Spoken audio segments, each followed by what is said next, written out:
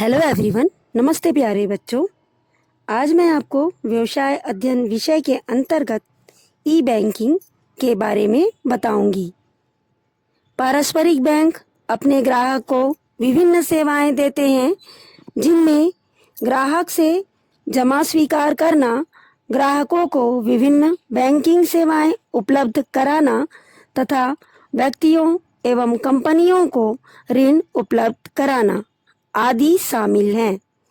ई banking को यदि पारस्परिक बैंकिंग से मिलाया जाए, जो अपनी शाखाओं से ग्राहकों को सुविधाएं प्रदान करते हैं, तो पता चलेगा कि ई बैंकिंग इंटरनेट के माध्यम से अपने ग्राहकों को जो सुविधाएं देते हैं, उनमें ग्राहक के खाते खोलना, उनके कोष को हस्तांतरित करना एवं उनके बिल का भुगतान करना आदि शामिल हैं। एक स्थायी बैंक अपने वास्तविक कार्यालय खोलकर अपने ग्राहक को ई बैंकिंग सुविधाएं दैनिक गतिविधियों के अलावा उपलब्ध कराए। उदाहरण के लिए सिटी बैंक, जो अग्रणी बैंक है, अपने वास्तविक कार्यालय खोलकर अपने ग्राहक को समूचे विश्व में तथा इंटरनेट के माध्यम से ई बैंकिंग सुविधाएं उपलब्ध कराती है। सिटी बैंक के ग्राहक अपने खातों का संचालन इंटरनेट के माध्यम से कर सकते हैं एवं इसके साथ साथ मुख्य बैंकिंग सेवाएं जैसे खातों के शेष की जानकारी, कोष का हस्तांतरण, ट्रांसफर ऑफ फंड्स एवं बिलों का भुगतान आदि इंटरनेट के माध्यम से कर सकते हैं। सामान्यतः ई बैंकिंग सुविधाएं ग्राहक को बिना किसी अतिरिक्त शुल्क के उपलब्ध कराई जाती है।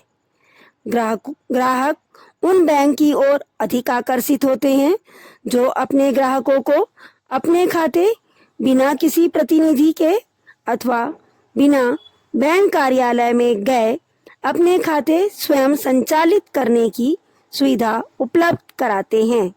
ऐसे बैंक नेट बैंक कहलाते हैं, जिनमें ग्राहक को अपने खाते स्वयं संचालित करने का अधिकार होता है तथा उन्हें बैंक कार्यालय में जाने अथवा बैंक प्रतिनिधि के माध्यम से अपने खाते संचालित नहीं करने होते।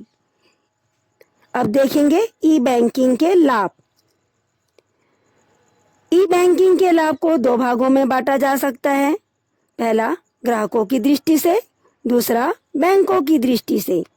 ग्राहकों की दृष्टि से ई बैंकिंग के लाभ। ई बैंकिंग बैंक के ग्राहक को वर्ष के 365 दिन 24 घंटे सेवाएं प्रदान करता है। दूसरा, ग्राहक मोबाइल फोन के द्वारा कुछ अनुमति प्रदत्त लेन देन को घर, दफ्तर या यात्रा के दौरान कर सकते हैं। तीसरा, ई बैंकिंग से प्रत्येक लेन देन का रिकॉर्डिंग हो जाता है, अतः यह वित्तीय अनुशासन लाता है। चौथा, ई बैंकिंग से ग्राहक अधिक संतुष्ट हो जाता है, क्योंकि ग्राहक की बैंक तक असीमित पहुंच होती है, जो शाखाओं तक सीमित नहीं होता। पांचवा, ग्राहक को यात्रा के दौरान कैश ले जाने की आवश्यकता नहीं होती। अब देखेंगे बैंक की दृष्टि से ई बैंकिंग के लाभ। ई बैंकिंग से बैंकों में प्रतिस्पर्धा की भावना जागृत होती है, जिससे उनका व्यवसाय बढ़ता है। दूसरा, यह बैंक को असीमित क्रियात्मक जाल उपलब्ध कराता है, जो शाखाओं की संख्या तक सीमित नहीं है।